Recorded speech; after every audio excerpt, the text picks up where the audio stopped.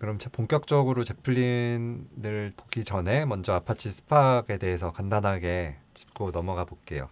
이제 스팍에 대해서 좀 아시는 분들은 이 부분을 좀 스킵하셔도 될 것 같고요. 스팍이 좀 생소하신 분들, 처음 보시는 분들은 이 부분을 듣고 가시면 좀 이따가 제플린을 공부하시는데 도움이 되실 것 같습니다. 이제 빅데이터 분석의 시초라고 할 수 있는 게 이제 구글에서 내놓은 논문들인데요. 구글에서 GFS라는 구글 파일 시스템이라는 논문이 2003년에 나왔어요. 벌써 10년이 넘은 논문이죠. 그래서 이게 어떤 내용이냐면 컴퓨터 여러 대를 연결을 해서 저장 용량과 I/O 성능을 이렇게 컴퓨터 대수에 따라서 스케일할 수 있다라는 이제 논문이고요. 이거에 감명을 받아서 이건 이제 구글 내부에서 쓰는 시스템이고 이 논문을 보고 이걸 오픈 소스로 구현한 프로젝트가 있어요. 그게 이제 그 유명한 하둡 프로젝트입니다. 하둡의 HDFS가 GFS를 카피한 이런 오픈 소스 프로젝트입니다. 그리고 다음에 나온 논문인 맵리듀스 논문이 또 빅데이터 분석에서는 아주 유명한데요. 이거는 이제 맵 연산과 리듀스 연산 두 가지를 조합을 해서 이제 클러스터에서 나눠서 실행을 해서 아주 큰 데이터를 손쉽게 처리를 할 수 있다는 그런 논문인데요. 이거를 또 구현한 오픈소스 프로젝트가 마찬가지로 하둡의 맵리듀스 프로젝트입니다. 그래서 GFS 프로젝트, 이 HDFS를 구현한 HDFS를 통해서 아주 큰 데이터를 저장을 할 수가 있게 되었고 맵리듀스 논문을 또 구현한 이 하둡 맵리듀스를 통해서 이 저장한 아주 큰 데이터를 이렇게 처리하고 분석을 할 수 있게 되었습니다. 그래서 요거 두 가지가 빅데이터 분석의 어떤 시초라고 할 수가 있겠습니다. 그래서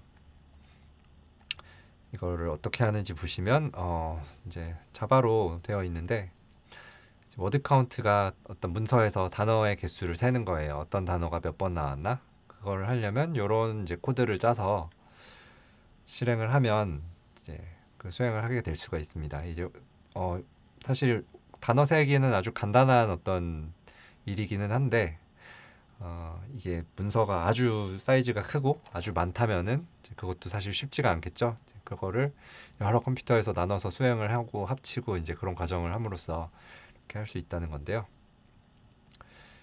이제 그렇게 하다 보니까 이제 맵리듀스 코드를 짜는 게 상당히 괴로운 거예요. 앞에 보면은 워드 카운트라는 간단한 일을 하는데도 상당히 많은 코드를 짜야 되니까 그래서 이제 나온 게 하이브라는 프로젝트인데요. 사실은 쿼리로 이런 맵리듀스의 거의 모든 기능을 표현을 할 수 있다는 거를 사람들이 깨달은 거예요. 그래서 파일에 이제 HDFS 같은 데 있는 파일을 읽어들여서 쿼리를 통해서 SQL 쿼리를 통해서 분석을 수행한다는 거고요. 그래서 이게 실제로는 이제 쿼리를 작성을 하면 이제 맵리듀스 코드로 변환이 돼서 실행이 되는 그런 식으로 작동을 하게 돼 있습니다. 그래서 하이브는 굉장한 인기를 끌었고 지금까지도 아주 많이 쓰이는 프로젝트죠. 그렇게 10년 동안 이제 맵리듀스와 하이브가 이제 지배를 했었고요. 요 맵리듀스랑 하이브에 또 도전하는 기술들이 여러 가지가 있었는데 사실 그렇게 성공적이지는 못했던 것 같아요. 유의미한 시도들이 많긴 했지만 이제 요거의 그 장단점을 한번 뽑아보면은 우선 이제 10년이나 됐고 이런 빅데이터 시대라는 거를 열어준 좀 선구적인 기술이라고 할 수가 있겠고요.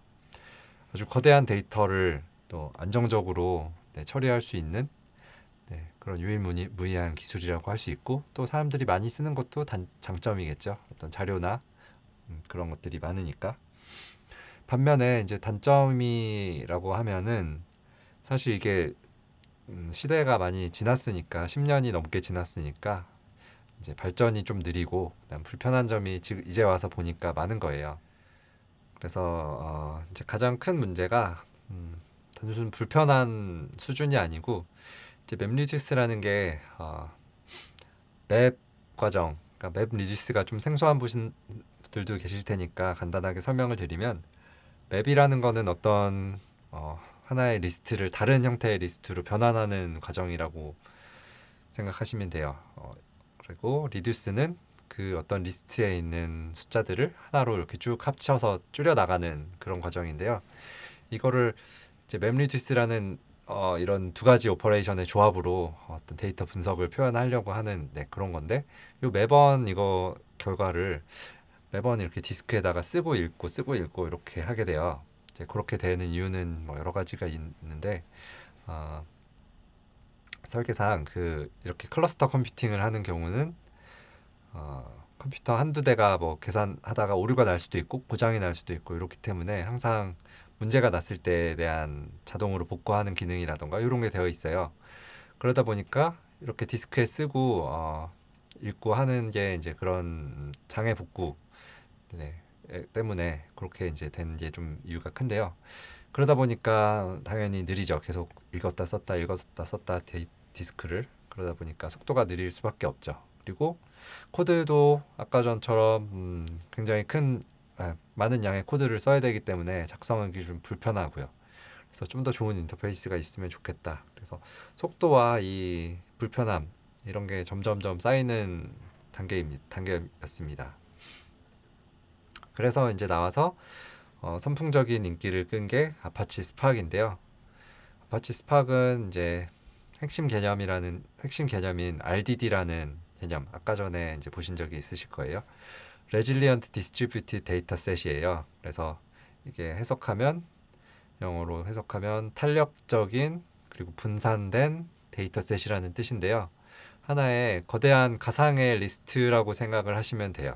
그래서 가상의 거대한 리스트를 마치 그냥 컴퓨터 로컬에 있는 조그만 리스트처럼 다룰 수 있게 하는 그런 개념이 RDD라고 하고요.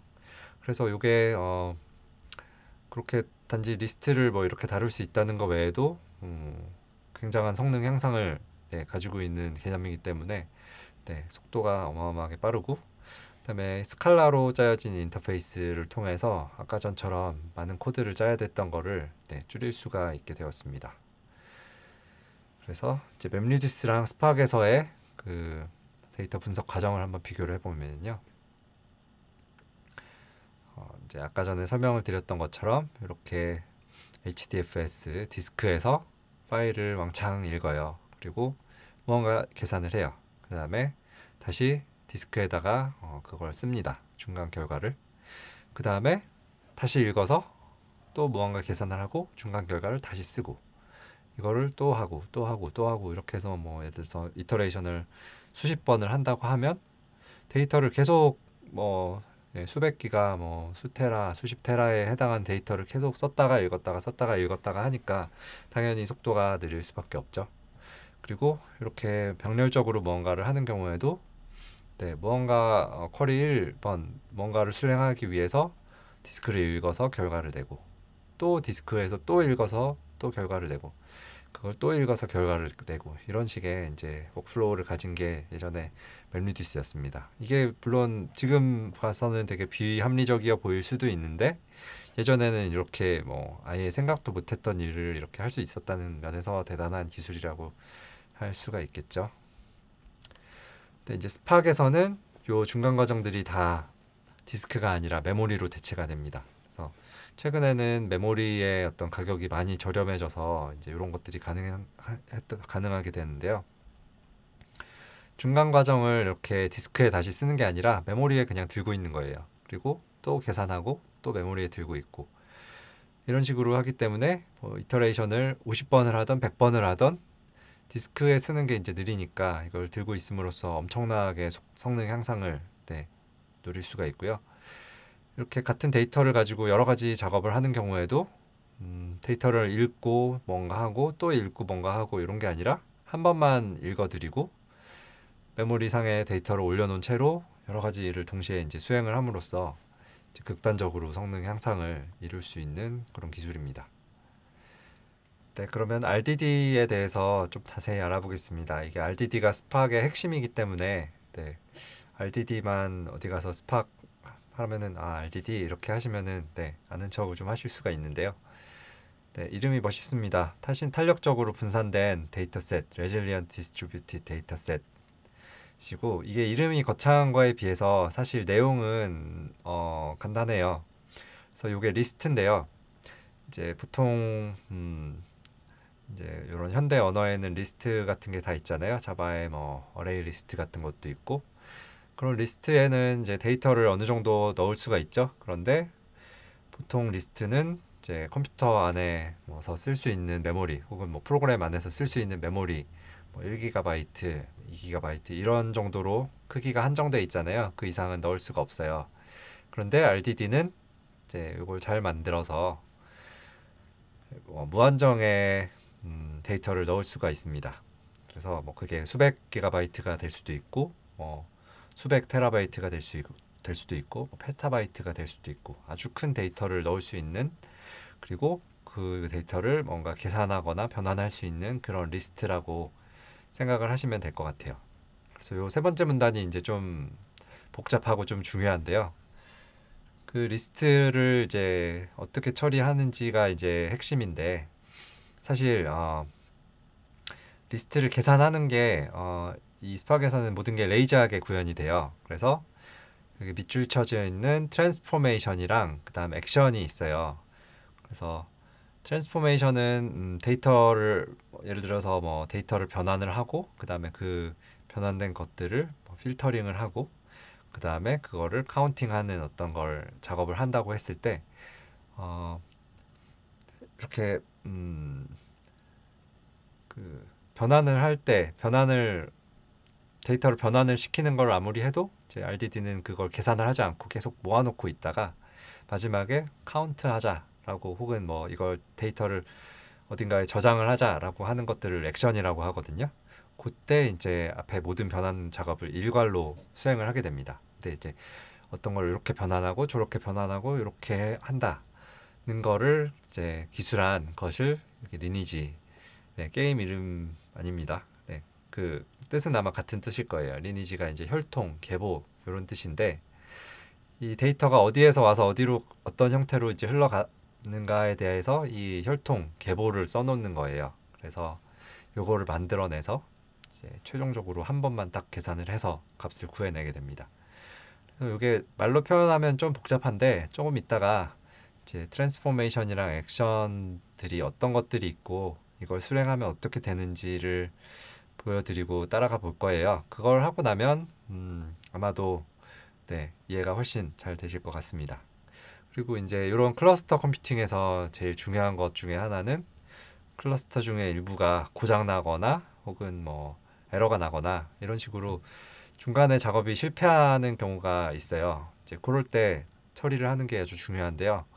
앞에서 이제 보여드렸던 하둡, 맵리듀스 같은 데서는 중간 과정을 다 디스크에 저장을 하고 실패를 했을 때는 그걸 다시 하고 이런 식으로 수행이 되거든요. 그런데 이제 스팍에서는 중간 과정을 디스크에 저장을 하지를 않죠. 메모리에 갖고 있고 하다가 중간에 데이터가 실패를 했을 때는 이미 지나간 애들은 메모리에 있다가 날아가 버렸을 거기 때문에 복구를 해낼 수 있는 방법이 없어요. 그래서 그럴 때는 네, 무식하게 처음부터 다시 계산을 하는 거예요. 그 이제 문제가 생긴 일부분의 데이터를. 그래서 아까 전에 이제 계보, 리니지를 통해서 처음부터 다시 그 계산을 수행함으로써 데이터를 복구해내게 되고요. 이렇게 해도 사실은 무식한 방법이지만 문제가 없는 게 네, 메모리에 이제 올라가서 계산을 하기 때문에 워낙 그 계산 속도가 빠르기 때문에 디스크에 써서 중간 뭐부터 계산을 하는 것보다 오히려 효율적일 수도 있는 그런 특징을 가지고 있습니다. 네, 그래서 이게 이제 스팍의 성능을 좀 비교해 보는 비교표인데요. 이런 머신러닝의 로지스틱 리그레션과 K-민즈 알고리즘을 이제 돌려봤을 때 이게 기존의 하둡, 파란색이 하둡이고 이 형광색 노란색이 스팍인데요. 네, 이게 이 수행 시간입니다. 이제 로지스틱 리그레션 같은 경우는 여러 번 이렇게 이터레이션을 돌아야 되는 작업이기 때문에 한번 뭔가 수행할 때마다 디스크에 저장해야 되고 다시 불러와야 되고 하면 당연히 네, 효율이 많이 떨어질 수밖에 없겠죠. 그래서 보시면 거의 100배 성능 향상이 있는 것을 보실 수가 있어요. 네, 굉장히 성능 향상이 많이 되고요. 이제 K-민즈 같은 경우는 이렇게 뭐 여러 번 이터레이션을 할 필요는 없기 때문에, 그래서 그렇다고 하더라도 이제 계산이 많은 어떤 그런 오퍼레이션인데요. 그래도 거의 2배 가까운 성능 향상을 보이는 거를 또 보실 수가 있습니다. 그래서 실제로 써보시면은 하둡보다 굉장히 빨라요. 그래서 그리고 이제 스팍에서 중요한 개념이 RDD의 이제 내부 구조, 작동 원리뿐만 아니라 이 인터페이스도 또 중요한 한 축을 담당을 하고 있습니다. 그래서 스칼라는 오늘은 스칼라에 대해서 자세히 다룰 시간은 아마 없을 것 같아요. 근데 간단하게 한번 봐드리면은, 그리고 이따가 스칼라를 계속 사용할 거기 때문에 금방 익히실 수가 있는데, 우선 매우 간결하게 표현이 가능합니다. 그리고 래플을 제공을 해요. 래플이 read, 그다음에 evaluate, 그다음에 play loop인데요. 이거를 쉘이라고도 하면은 좀 더 이해가 편하실 거예요. 대화형으로 이렇게 프로그래밍을 할 수 있는 환경을 제공을 하고요. 이게 많이 보셨죠? 이 인터랙티브하게 데이터를 다루는 것이 가능하다. 맨 처음에 제플린 설명할 때 이런 제플린은 이렇다라고 해드렸잖아요.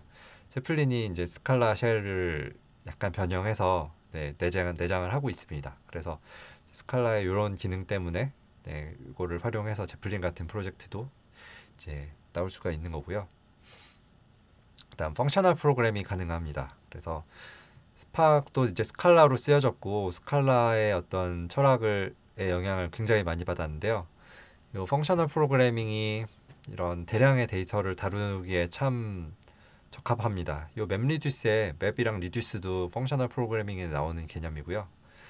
그리고 이제 스칼라는 기본적으로 펑셔널 프로그래밍을 지원하기 때문에 맵리듀스를 아까 전에 자바로 짠 것처럼 짤 필요가 없이 아주 간단하게 표현을 할 수가 있게 되어 있습니다. 아까 전에 자바로는 이만큼의 코드를 짜야 됐던 게 스팍에 스칼라로 짜여진 코드는 이렇게 단 몇 줄로 똑같은 작업이 표현이 되거든요. 그렇게 할 수 있는 이유가 이렇게 어떤 작업을 어떻게 하면 된다는 어떤 이거를 어떤 작업을 이제 함수라고 표현을 할 수가 있는데 이제 함수를 이렇게 인자로 넣고 할 수 있는 그런 함수형 프로그래밍을 지원하기 때문에 이게 굉장히 간단해집니다. 그리고 이제 스팍이 또 이제 이렇게 유명한 이유가 이런 여러 가지 확장 프로젝트들이 있는데요. 아까 전에 제플린에서도 보여드렸던 기능이에요. 데이터를 먼저 파싱을 하고 구한 다음에 그거를 코드로도 볼 수가 있었고 그 다음에 SQL로도 데이터를 볼 수가 있었잖아요. 그래서 스팍 SQL이 있어서 SQL로 데이터를 이렇게 탐색하고 분석해 볼 수가 있고요.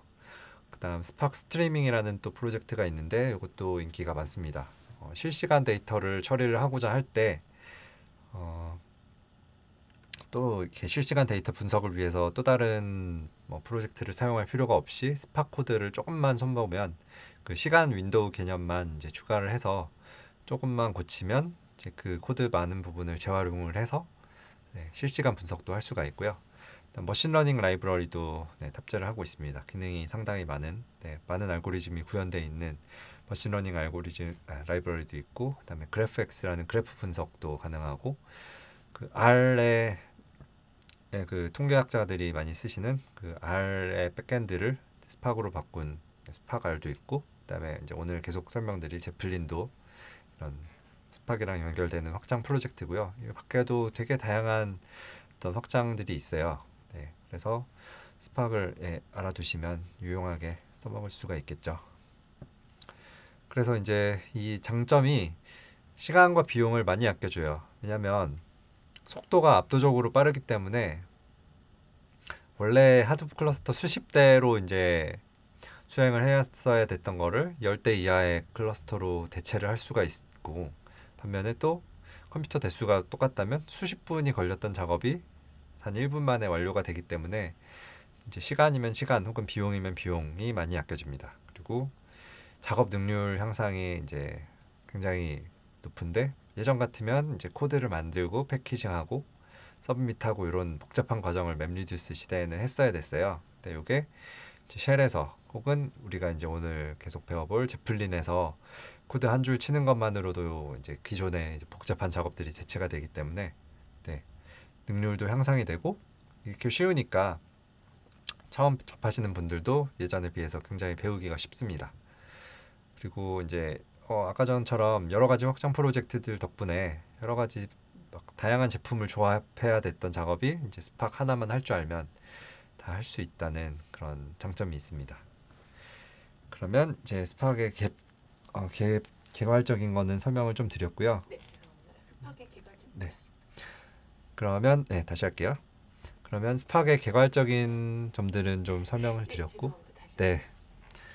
네, 그러면 스팍의 개요는 이제 다 설명을 드렸고, 조금 더 이제 우리는 실제로 데이터들을 써야 되니까 좀 더 이제 스팍의 아까 전에 좀 금방 하고 지나갔던 트랜스포메이션과 액션에 대해서 이제 좀 하나하나씩 살펴보면서 좀 예제도 실행해 보면서 한번 배워보도록 할게요.